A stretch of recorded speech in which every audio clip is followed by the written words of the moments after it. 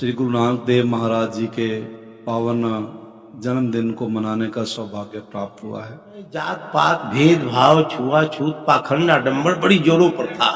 उसी समय दो ऐसे महापुरुष का आगमन हुआ।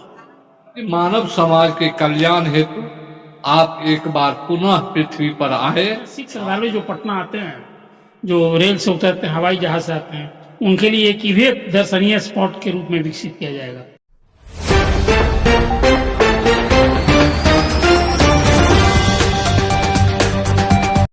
न हिंदू बनाया न मुसलमान बनाया, खुदा ने सिर्फ इंसान बनाया।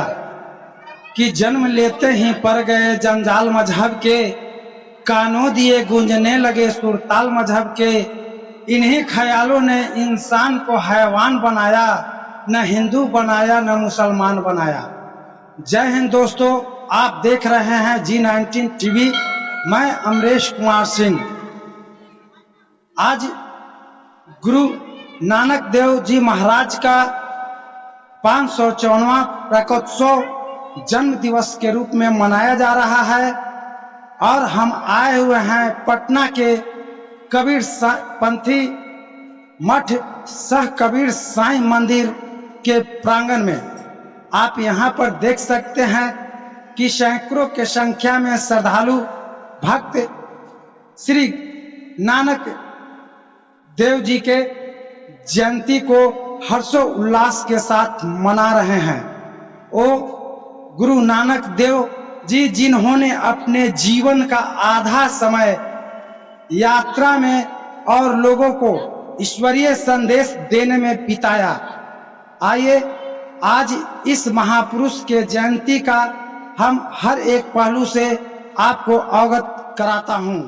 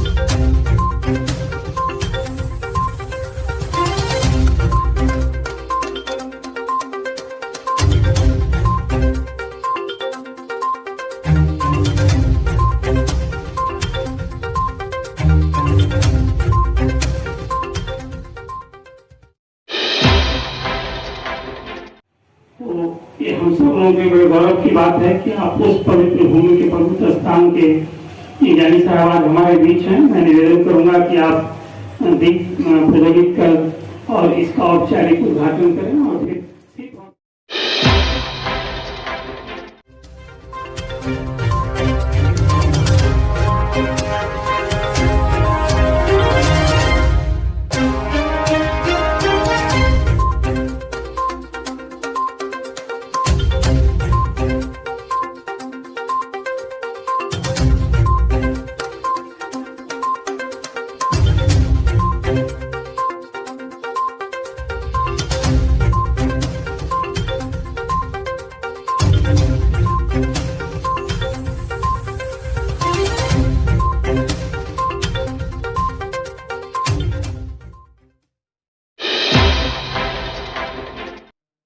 के बीच विश्व प्रसिद्ध जत्थेदार रंजीत सिंह जी हैं। आज आप यहाँ पर आए हैं नानक देव जयंती समारोह में, आप जनता के बीच में क्या अपना संदेश देना चाहें? ये सौभाग्य की बात है कि हमारे जीवन में फिर से एक दफा श्री गुरु नानक देव महाराज जी के पावन जन्मदिन को मनाने का सौभाग्य प्राप्त हुआ है।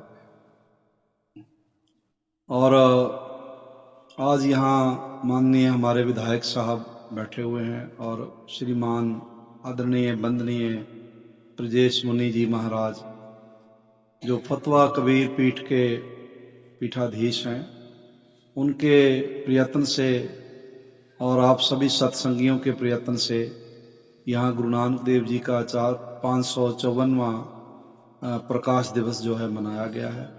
इस शुभ अवसर पर मेरा मन अति प्रसन्नता महसूस कर रहा है, जो इन महापुरुषों का दर्शन और इनके हृदय में बसते हुए प्रभु के प्रेम की पावन तरंगों का मैं अनुभव कर रहा हूँ। और आप सबके साथ मैं ये संदेश गुरु महाराज का साझा करना चाहता हूँ कि नानक नाम चढ़दी कला, तेरे पाने सर्बत का भला। गुरु महाराज सबको आशीष, आशीर्वाद, प्रेम और एक साथ मिलकर प्रभु की भक्ति करने का प्रसाद जो है प्रदान। जी धन्यवाद। हमारे बीच में बिहार सरकार के विधायक और जेडीयू के सचेतक और धार्मिक न्यास परिषद के सदस्य के रूप में रत्नेश सदा जी विराजमान हैं। आइए इस गुरु नानक जयंती के अवसर पर इनका विचार जानते हैं। सर, आज के कार्यक्रम में आप आए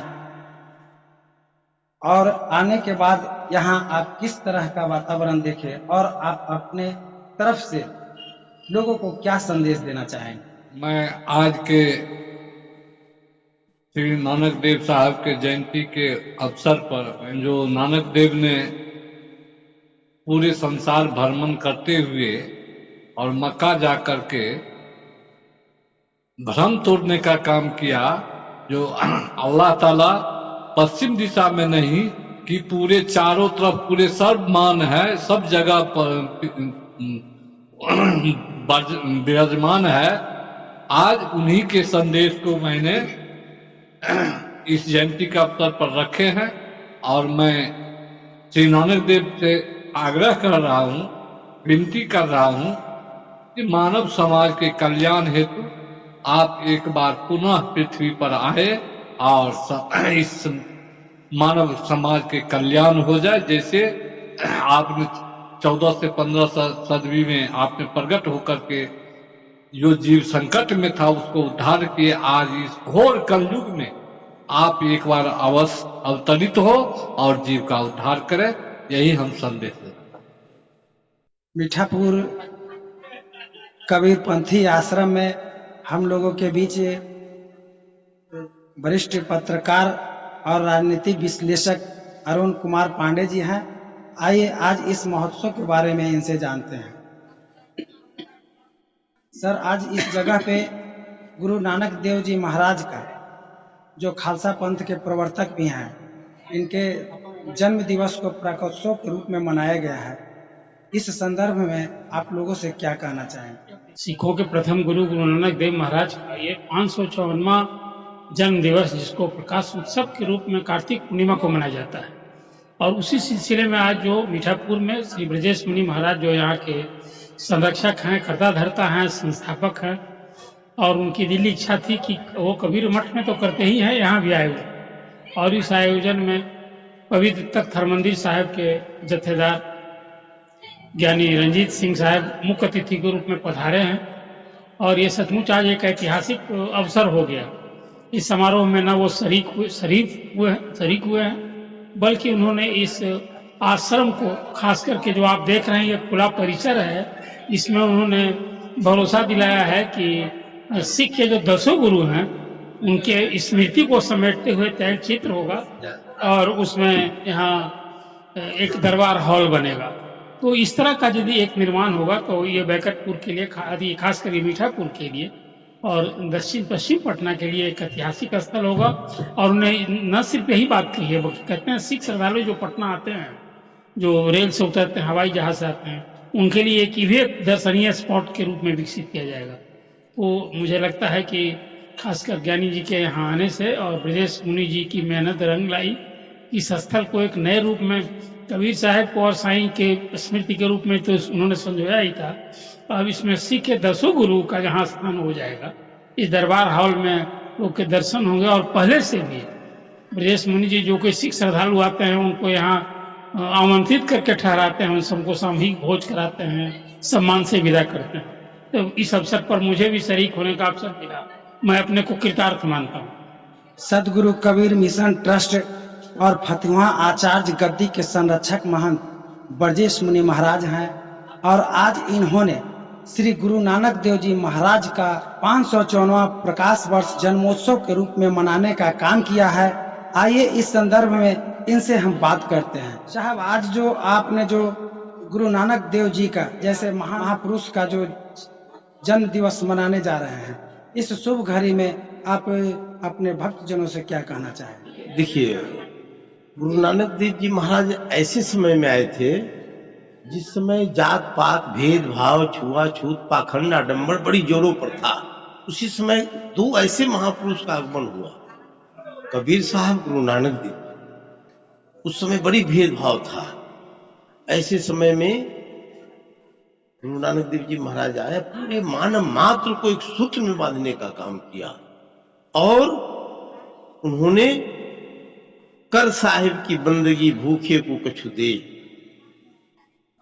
कबीर साहब की वाणी, गुरु नानक देव की वाणी गुरु ग्रंथ साहिब में संग्रहित है। आज गुरु ग्रंथ साहिब पूरे मानव समाज के गुरु है और सिख पंथ के तो मार्ग निर्देशक है। आवश्यकता है मनुष्य को ऐसे महापुरुषों की बताए हुए मार्ग पर चलना चाहिए।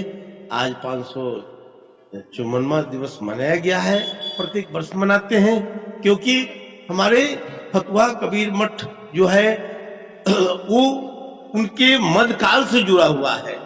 1506 में सिकंदर लोदी, शेख तकी, बाबर, इस्लाम का शासन था। उस समय उनको बड़ी यातना दिया, दोनों महापुरुषों को बड़ी दुख दिया। फिर भी कबीर साहब ने कहा, जो तू रख तुरकुनी का आया तो पेट ही का है ना सुनत कराया। देखिए, वो अपने आप को कहते परवरदिगार अल्लाह ताला नहीं सबकी काजी काज करो तुम कैसा, घर घर जबह करावो भैसा, बकरी मुर्गी किन फुड़माया, किसके कहे तुम छुरी चलाया।